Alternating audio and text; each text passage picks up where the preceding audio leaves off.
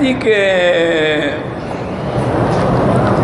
اصلاح نفس اور تزکیے کے لیے کسی اللہ والے سے بیعت کرنا یا کسی کو اپنا پیر بنانا قرآن و سنت کے مطابق ہے؟ بالکل ہے۔ کس نے کہا ہے آپ کو کہ نہیں؟ سب سے پہلے تو آپ یہ دیکھیں نا کہ اللہ نے جو پیغمبر بھیجے ہیں اور میرے آقا خاتم الانبیاء، امام الانبیاء، امام المرسلین کو بھیجا ہے، ان کے وظیفہ کیا ہے؟ کیوں بھیجا؟ یتلو علیہم آیاتہ ویزکیہم ویعلمہم الکتاب والحکمہ۔ ان کی ڈیوٹی میں ہیں ہی چار چیزیں کہ تلاوت کتاب قرآن پڑھ کے سنائیں گے، اور تعلیم کتاب اس کے بارے میں تفصیل فرمائیں گے، اور دانائی کی باتیں سنت پر سکھائیں گے، اور ان کے اندر کا تزکیہ کریں گے، وَيُزَكِّيهِمْ، ان کو اندر کو پاک کریں گے۔ یہ تزکیہ تو خود نبی پاک کے وظیفے میں ہے۔ اسی طرح دوسری جگہ یتلو علیکم آیات ویعلمکم الکتاب والحکمہ ویزکیکم۔ اچھا یہ تیسری جگہ ایک وَإِنْ كَانُوا مِنْ قَبْلُ لَفِي ضَلَالٍ مُبِينٍ، بڑی گمراہی میں پڑے، ان سے بچانے کے لیے تین چار چیزیں جو ہے یہ وظیفہ انبیاء۔ ہمیشہ یاد رکھیں، صرف اعتراض نہ کر دیا کرو ہر کسی پہ، اور جی فلاں تو نہیں مانتے، فلاں تو صحابہ کو بھی نہیں مانتے، وہ تو حضرت عمر کو بھی نہیں مانتے، حضرت عثمان کو بھی نہیں مانتے، پھر اس کا کیا علاج ہے؟ یہ کوئی دلیل نہیں ہوتی کہ فلاں نہیں مانتے۔ اور اللہ نے جو اپنے نبی کو فرمایا کہ میرا مدنی تیرے صحابہ جو ہیں نا بڑے سچے ہیں، کھرے ہیں، پکے ہیں، کیوں؟ فَعَلِمَ مَا فِيكُمْ، ان کے اندر کو میں نے دیکھا ہے۔ اور ایک جگہ فرمایا اولئک الذین امتحن اللہ، ہم نے ان کے دلوں کو مانجا ہے، امتحان لیا ہے۔ اور اسی طرح قرآن ہمیں حکم دیتا ہے کہ یا ایھا الذین آمنوا اتقوا اللہ وکونوا مع الصادقین، ایمان والو اللہ سے ڈرو اور اچھے لوگوں کے ساتھ صحبت اختیار کرو۔ تو یہ چیزیں شریعت میں منع نہیں ہیں۔ حضور پاک نے اسلام پہ بھی بیعت کی، جہاد پہ بھی بیعت کی، اور علی السمع والطاعہ کہ میری سنو گے اور میری اطاعت کرو گے، اس پہ بھی بیعت کی۔ تو اس لیے بزرگان دین جو ہیں وہ اسی حدیث مبارک سے بیعت کا طریقہ اختیار کرتے ہیں کہ تم میری سنو گے بھی، مانو گے بھی، لیکن یہ شرط ہے کہ جب تک پیر کا حکم بھی شریعت کے مطابق ہوگا تو ہم مانیں گے، باپ کا حکم بھی شریعت کے مطابق ہوگا تو ہم مانیں گے۔ اگر شریعت کے خلاف کوئی بات ہو تو لا طاعۃ لمخلوق فی معصیۃ الخالق، کسی مخلوق کی پھر اطاعت نہیں ہوگی جہاں اللہ کی نافرمانی ہو رہی ہو۔ تو اس لیے اگر کوئی پیر، اب دیکھیں نا کہ بڑے بڑے علماء جو تھے، باقی تم کہتے ہیں نا کہ صحابہ، بات یہ ہے کہ صحابہ کا تو مقام ہی الگ ہے نا، وہ تو حضور کی نظر پڑی تو سارے مدارج طے ہو گئے، ان کو تو اور کسی محنت کی ضرورت ہی نہیں پڑی۔ اس کے باوجود وہ محنت کرتے رہے کہ ساری ساری رات عبادت، سارا سارا سال روزے رکھنا۔ اور تزکیہ کیا ہوتا ہے؟ یہی تو ہوتا ہے کہ جیسے ڈاکٹر سمجھتا ہے کہ اس بندے کی بیماری کا علاج جو ہے اینٹی بائیوٹک ہے، اس کا علاج جو ہے سرجری ہے، اس کا علاج جو ہے فلاں مرہم، اسی طرح اللہ والے بھی سمجھتے ہیں کہ اس کو جو بیماری لگی ہوئی ہے اس کا کیا علاج ہے۔ بھئی اس کو روزے زیادہ رکھواؤ، اس کو نفل پر زیادہ لگاؤ، اس کو اللہ کے ذکر پہ زیادہ لگاؤ تاکہ شیطان کا حملہ نہ ہو۔ تو اس لیے چیزیں ورنہ دیکھیں نا کہ بڑے بڑے لوگ، حضرت گنگوہی جیسے رحمۃ اللہ علیہ جو اپنے وقت پہ مانے ہوئے فقیہ تھے، اور حضرت تھانوی رحمۃ اللہ علیہ، حضرت مدنی رحمۃ اللہ، سارے کے سارے، حضرت حاجی امداد اللہ کی بیعت ہوئے، حاجی امداد اللہ رحمۃ اللہ علیہ تو عالم بھی نہیں تھے، حتیٰ کہ ان کے پاس اگر کوئی مشکل مسئلہ آتا تو ان علماء کو بھیجتے کہ میں فتویٰ نہیں، میں عالم نہیں ہوں۔ تو انہوں سے بھی انہوں نے پوچھا کہ حضرت آپ اتنے بڑے عالم ہو کر پھر حضرت کی، انہوں نے کہا بھائی ایک ہے علم، ایک ہے اس چیز کی حقیقت کو پا جانا۔ انہوں نے کہا دیکھیں نا آپ مٹھائی کے دکان پہ کھڑے ہو، آپ کہیں گے جی یہ گلاب جامن ہے اور یہ جناب لڈو ہے، یہ جناب جلیبی ہے، تو یہ تو آپ کے علم ہے، آپ نام بھی جانتے ہیں، لیکن کیا پتہ کہ لڈو کا ذائقہ کیا ہے، جلیبی کا کیا ہے اور گلاب جامن کا کیا ہے، وہ تو تب ہوگا نا جب کھاؤ گے۔ انہوں نے کہا پڑھا تو ہم نے بہت تھا، لیکن جو اصل حقیقت ہے حلاوت الایمان کی وہ تب حاصل ہوئی جب ہم حضرت کی خدمت میں۔ اس لیے ان باتوں پہ بلا وجہ اعتراض نہ کیا۔ یہ مصیبت ہے نا کہ ہم لوگ افراط تفریط، بعض لوگوں نے پیروں کو خدا بنا لی، بات کہ پیر ہوتا ہی نہیں، جو ہے بیعتی ناجائز ہے، بس دونوں انتہا پہ چلے گئے۔ انا للہ و انا الیہ راجعون۔ جو پیر شرک کرتا ہو، پیر کیا وہ تو کافر ہے، پیر کیسے ہو گیا وہ؟ جو آدمی شرک کرتا ہو وہ تو کافر ہو گیا۔ میں اپنے والد کو پاکستان میں پیسے بھیجتا ہوں، میرے والد جو ہے سارے پیسے حرام راستے پر لگا دیتا ہے، شراب پیتا ہے۔ پر گزارش یہ ہے کہ ان کو اگر وہ پیسے آپ کے حرام کام میں لگاتے ہیں نہ بھیجو، برائی میں مدد نہ کرو۔ تعاونوا علی البر والتقوی، نیکی اور پرہیزگاری میں مدد کرو، ولا تعاونوا علی الاثم والعدوان، گناہ کے کام میں تو معاون نہ بنو نا، بالکل نہ بھیجیں۔ اور یہ پیسے بھیجنے سے ہی وہ خراب ہوا ہے۔ جب پیسہ زیادہ آتا ہے نا جی، تو اس کے اندر مصیبت ہے کہ یہ پھر آدمی کو عیاش بنا دیتا ہے، حرام پہ لگا دیتا ہے، پھر شباب کباب کے چکر میں آ جاتا ہے۔ جب پیسے نہ ہوں، جب پیسہ ہی نہیں ہوگا، خود روٹی کھانے کو محتاج ہے، تو اور کون اس کے پاس آئے گا گناہ کے لیے؟ اس کو بالکل نہ دیں آپ، وہ ٹھیک ہو جائے گا انشاءاللہ۔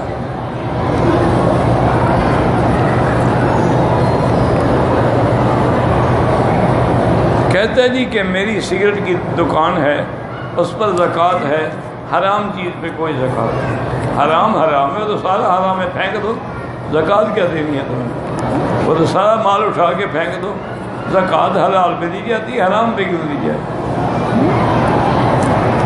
پھر تو شراب پہ بھی ہونی چاہیے، افیون پہ اور کوکین پہ اور جتنے منشیات ہیں وہ سب پہ زکوٰۃ۔ یہ کیا معنی ہے زکوٰۃ؟ زکوٰۃ تو ہوتی یہ ہے کہ تمہارے مال کو بھی پاک کر دے، تمہارے اندر کو بھی پاک کر دے۔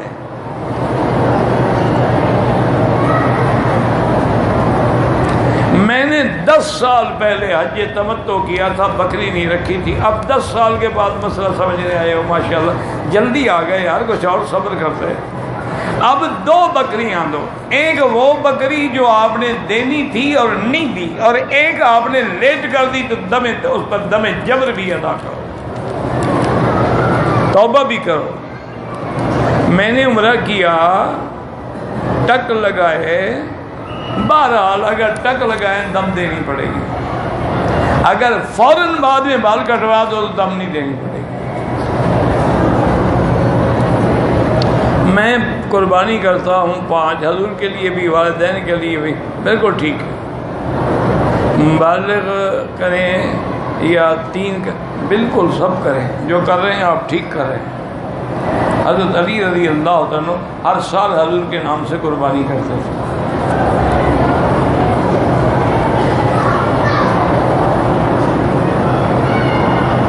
کہتے جی کہ آپ نے دسمبر یا جنوری میں کہیں باہر جانا ہے، اللہ کے علم میں ہے، بھی مجھے کیا پتا ہے، میں زندہ بھی ہوں گا نہیں ہوں گا، جاؤں گا نہیں جاؤں، اللہ جانتے ہیں، مجھے کیا پتا ہے کل کیا ہوگا، نہیں پتا، تم دسمبر جنوری کی بات پوچھ رہے ہو۔ ما تدری نفس ماذا تکسب غدا، کسی کو پتا نہیں کہ کل کیا ہوگا، اللہ اعلم۔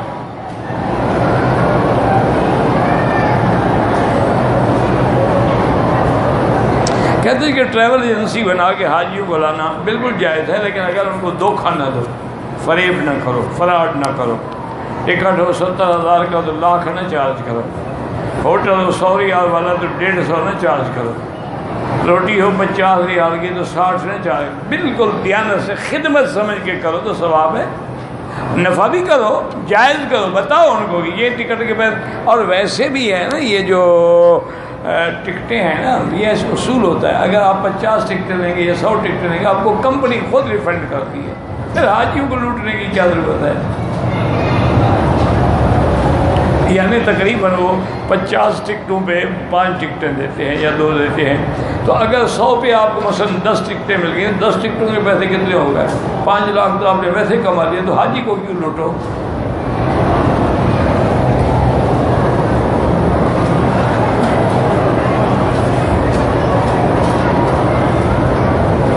ختم نبوت کی جو تحریک چلی تھی بالکل الحمدللہ، لیکن ہم اس وقت طالب تھے، پڑھتے تھے، کوئی بڑی کوئی حیثیت تو تھی نہیں۔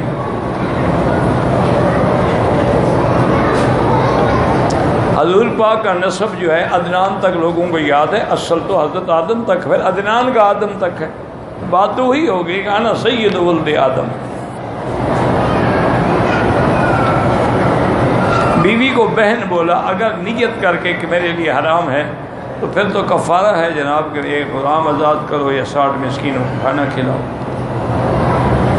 اگر ویسے منہ سے نکل گیا تو کوئی بات نہیں۔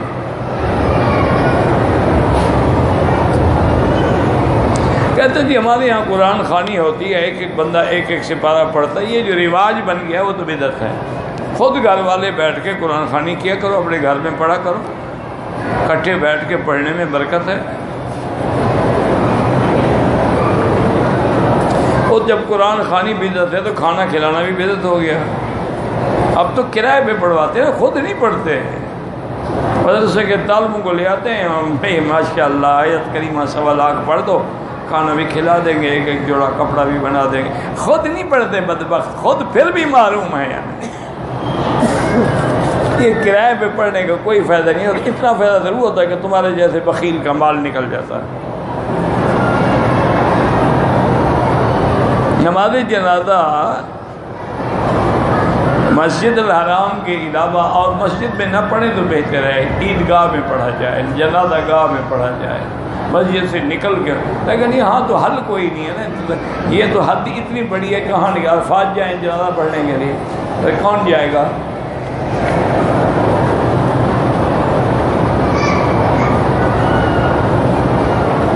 مکے میں جو درخت ہے نیم کا، اس سے مسواک بنائیں، بہتر ہے کہ نہ بنائیں، حرم کی کوئی چیز نہ کاٹیں، الا الازخر، ازخر ایک پودا ہے، اس کی حضور نے اجازت دی ہے۔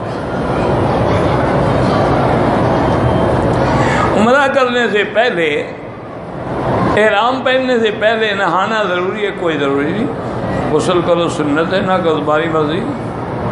احرام سے پہلے خوشبو لگانا بدن پر سنت ہے، نہیں لگائی کوئی بات نہیں۔ جراب پہ مسا نہیں ہوتا، مسا ہوتا ہے موزے پر۔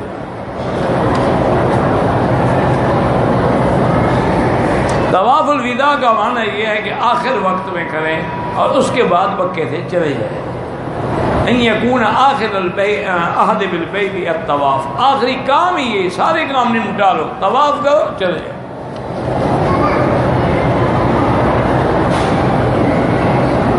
اگر ہم کسی ایک امام کی تقلید کرتے ہیں لیکن کسی اور امام کی تقلید کر لیں، آپ خود اتنے بڑے عالم ہیں کہ سب اماموں کا قول کا آپ کو پتہ ہے، تو آپ کو تقلید کی ضرورت ہی نہیں، آپ خود امام بن جائیں۔ تقلید تو ہمارے جیسے آدمی کرتے ہیں جن کے پاس علم نہیں ہوتا۔ تمہارا تو علم ہے کہ یہ امام یہ ہے، یہ ہے، اس کے دلائل یہ ہیں، اس کے، اور ان میں پھر فرق بھی کر سکتے ہو کہ دلائل راجع کون سے ہیں، مرجوع کون سے ہیں۔ تمہیں تقلید کی کیا ضرورت ہے؟ یہ فائدے کے لیے کرتے ہیں، جہاں فائدہ نظر آیا ادھر چلے گئے، لیکن 2 کشتیوں پہ پاؤں رکھنے والے ہمیشہ ڈوب جاتے ہیں۔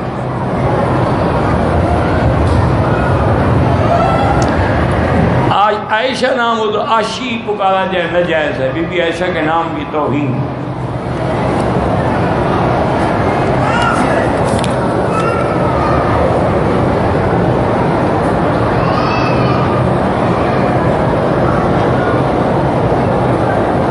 مجھے ایک سعودی نے ویزا دیا کہ مجھے ڈرائیور کی ضرورت ہے، ڈرائیور لا کر دو۔ اس نے مجھ سے کوئی پیسے نہیں لی، میں نے 3 لاکھ میں بیچ دیا، ماشاءاللہ پورا حرام کھایا ہے، 100% حرام۔ وہ 3 لاکھ اس کو واپس کرو۔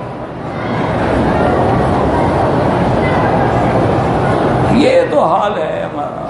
پھر ہم کہتے ہیں جی سعودی خراب ہے، فلانے خراب، وہ تمہاری ان حرکتوں نے ان کو خراب کیا۔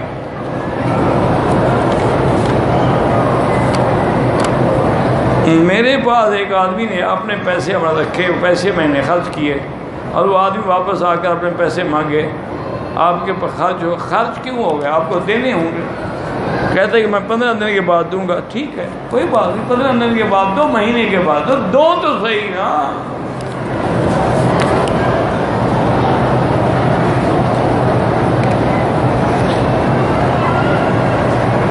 وہ ایک ہمارے مولوی صاحب نے کسی کے پیسے دینے تھے، تو وہ آیا تو اس کو کہا کہ جمعہ کو دوں گا۔ اچھا وہ جمعہ والے دن پھر آ گیا، انہوں نے کہا تھا بھائی میں نے کون سا جمعہ کہا تھا، آپ نے جمعہ ہی کہا تھا، تو پھر ٹھیک ہے پھر اگلا جمعہ پہ غور کریں گے۔ تو اس کا جمعہ آیا ہی نہیں مولوی صاحب۔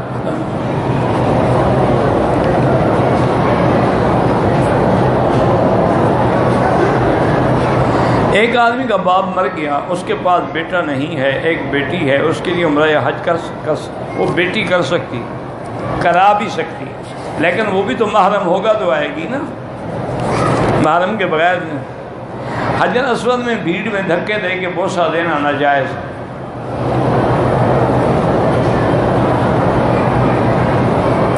کہتے ہیں جی کہ میاں بیوی کا جھگڑا ہو گیا، میاں نے بیوی کو نیت نہیں تھی لیکن کہا تو معذرت، طلاق ہو گئی جناب، نہیں جھگڑے کے بعد جو کہا پہلے کیوں نہیں کہا، طلاق بالکل ہو گئی، پکا کام ہو گیا الحمدللہ، چھٹی۔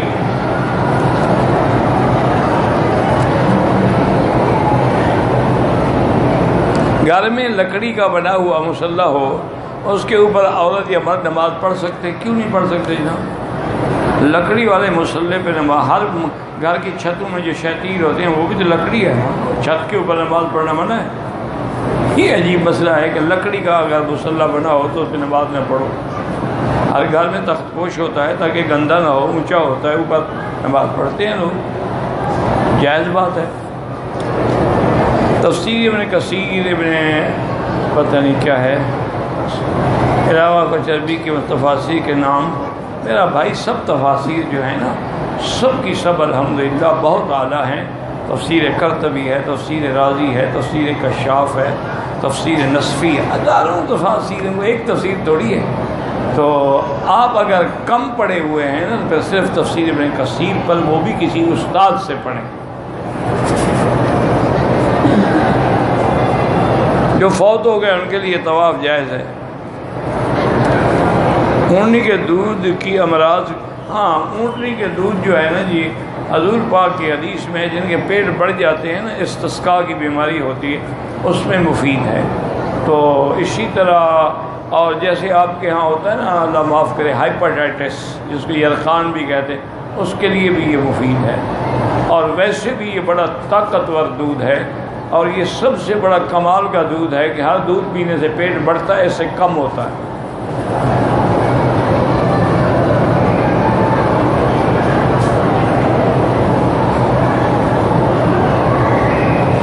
میں نے اللہ سے دعا مانگی تھی، اللہ مجھے بیٹا دے، عالم بناؤں گا، وہ دماغی کمزور ہے۔ اللہ تمہاری نیت ہے، اللہ قادر ہے اس کے دماغ کو قوی کر دے، نہ ہو تمہارا کوئی قصور نہیں۔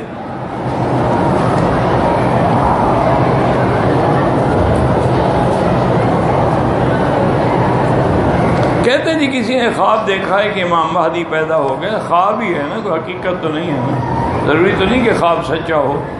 حضرت ابراہیم پیغمبر ہیں، خواب دیکھا بیٹے کو ذبح کر، بیٹا تو ذبح نہیں ہوا۔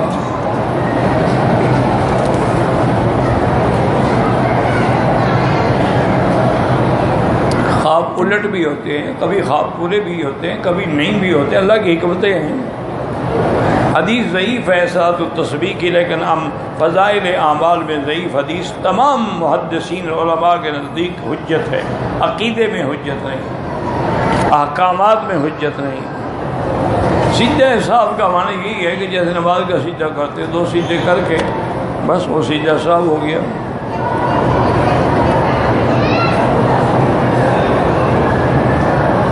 کہتے ہیں جی موسیٰ علیہ السلام کے جن کے ساتھ حضرت خضر علیہ السلام، ان کا نام تھا حضرت خضر۔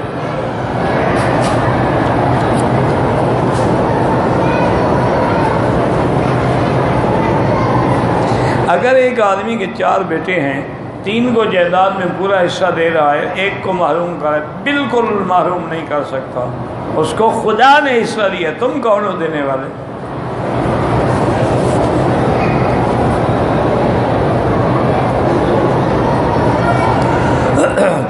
کرنا ہو عمرے کا تو پہلے کندھا نکالیں. عمرے کا طواف کرتے ہوئے موبائل سے ویڈیو بالکل ناجائز ہے. کیا دکھانا چاہتا ہوں میں جناب عمرہ کر رہا ہوں.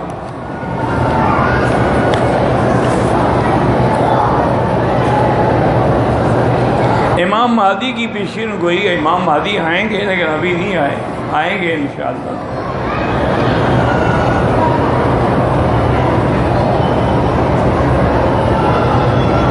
مدینہ پاک میں سبیل کے نام سے کچھ لوگ نیاز کرتے ہیں. اللہ کو پتہ ہے, اللہ جانے وہ جانے.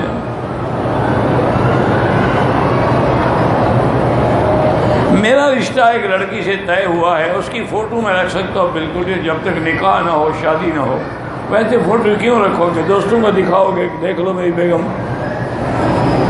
ویسے بھی ہمارے ہاں رواج ہے, بڑے لوگ جو ہیں نا جی ماشاءاللہ وہ اپنے ڈرائنگ روم میں باقاعدہ میاں بیوی کا سب سے پیارا فوٹو جو ہے نا فریم کیا ہوا رکھا ہوتا ہے, تاکہ جو مہمان آئے دیکھے کہ ماشاءاللہ کپل کیسا اچھا ہے. انا للہ. غیرت نام ہے جس کا گئی تیمور کے گھر. جو اپنی بیوی لوگوں کو دکھا کے خوش ہوتے ہوں وہ کوئی عجیب. من لا غیرت لہو لا ایمان اللہ. جس میں غیرت نہیں ایمان بھی نہیں ہے. میں نے اپنی بہن کو پتہ نہیں کی تھی, میں بے خبر تھا دم سے. اچھا بہن کی غمی نہیں کی تھی. بہرحال اب آپ کو دم دینی پڑے گی. تصویر نکلنا ضرورت ہو تو جائز ہے ورنہ جائز نہیں ہے. جیسے پاسپورٹ ہے, آئیڈینٹی کارڈ ہے اور چیزیں ہیں, اب اس کے بغیر تو آدمی چل ہی نہیں سکتا.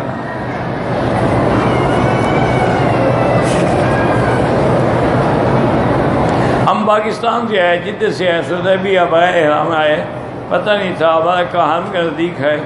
بہرحال آپ نے صلح حدیبیہ عمرہ دم پڑ گئی, آپ پتہ نہیں تھا. اب پوچھ رہے, پہلے پوچھ رہے تھے پتہ لگ جاتا. یہ بھی کوئی بات ہے. 1400 سال گزر کے پتہ نہیں تھا. نماز کا پتہ نہیں تھا, روزہ رکھنے کا پتہ نہیں تھا. یہ کوئی بات ہے. مسلمان کو تو ایسی بات نہیں کہنی چاہیے. بھائی عمرے پہ آ رہے ہو پہلے پوچھ لو. روزہ رکھنا ہے رمضان کے آنے سے پہلے پوچھ لو. ہم جدہ کے رہنے والے مدینہ مکے میں آتے ہیں تو ہم نماز قصر پڑھیں گے. اگر آپ مدینہ منورہ آئیں گے یا مکہ مسافر ہوں گے. اگر کوئی آدمی مسلسل 2-3 طواف اکٹھے کر لے اور پھر بعد میں 2 رکعت پڑھ لے بالکل جائز ہے. حرم میں جماعت کھڑی ہے. اکثر آپ کے بیان دیگر دینی میں پتہ نہیں کہ غنودگی تک بیٹھے بیٹھے نیند آئے وضو نہیں ٹوٹتا. میرے دن میں دم ہے, اگر نہ دے سکو پھر 10 روزے رکھو. اگر میں مسجد میں آیا اور ٹائم ہو تو پھر 2 رکعت تحیۃ المسجد بھی پڑھو. اذان کے بعد 2 رکعت سنت پڑھو فجر کی. وہ اذان سے پہلے نہیں پڑھی جاتی.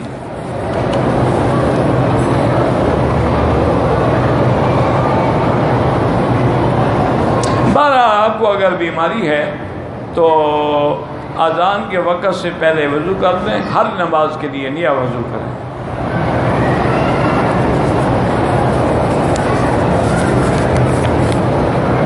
تعویذ میں اگر قرآن کی آیت ہے یا حدیث رسول اللہ ہے تو وہ تو ٹھیک ہے, ورنہ بالکل ٹھیک نہیں ہے.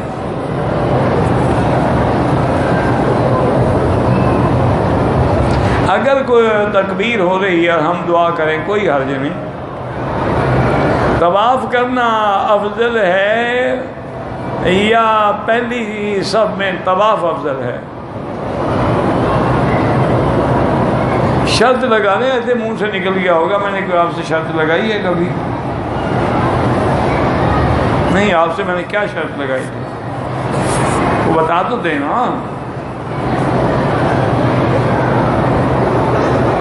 آپ کے عمرے کے ارادے سے جدے نکاح سے احرام پہن کے عورت کو حیض آ گیا, اس کے شوہر نے عمرہ کیا, واپس چلے گئے, عورت نے عمرہ نہیں کیا, 10 دن ہو گئے ہیں. بہرحال وہ عمرہ بھی آ کے کرے اور دم بھی ادا کرے. مذاق تھوڑی ہے کہ جب عمرے پہ آئی نہیں کیا چلی گئے. ہے دو کچھ بیٹھی رہے, جب پاک ہو عمرہ کرے. 7 چکر جب پورے ہو جائیں اس کے بعد مقام ابراہیم کے پیچھے 2 رکعت واجب الطواف پڑھیں. افضل یہ ہے, ورنہ جہاں موقع ملے پڑھ لیں.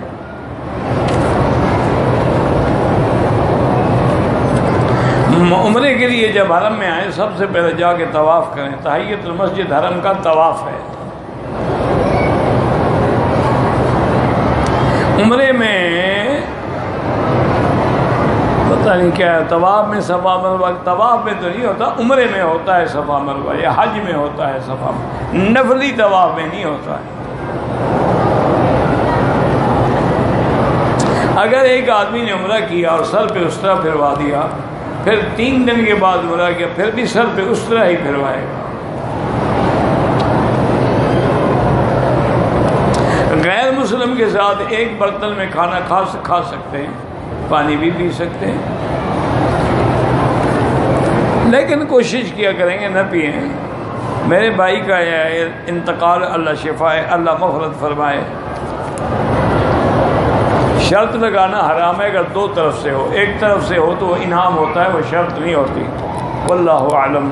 ربنا تقبل منا انك انت السميع العليم وتب علينا انك انت التواب الرحيم. اللهم فرج هم المهمومين, نفس كرب المكروبين, واقض الدين عن المدينين, واشفنا واشف مرضانا ومرضى المسلمين, واشفنا واشف مرضانا ومرضى المسلمين. اللهم كن لنا ولا تكن علينا, وانصرنا على من بغى علينا. اللهم كن بنا رؤوفا رحيما, ولا تجعلنا شقيا ولا محروما. يا حي يا قيوم برحمتك نستغيث. يا حي يا قيوم برحمتك نستغيث. يا حي يا قيوم برحمتك نستغيث. اللهم اغثنا, اللهم اغثنا, اللهم اغثنا. عليك توكلنا واليك انبنا. اللهم انصر الاسلام والمسلمين. اللهم انصر الاسلام والمسلمين. اللهم احفظ سائر بلاد المسلمين وهذا البلد الامين واجعلها امنا مطمئنا سخاء رخاء الى يوم الدين برحمتك يا ارحم الراحمين.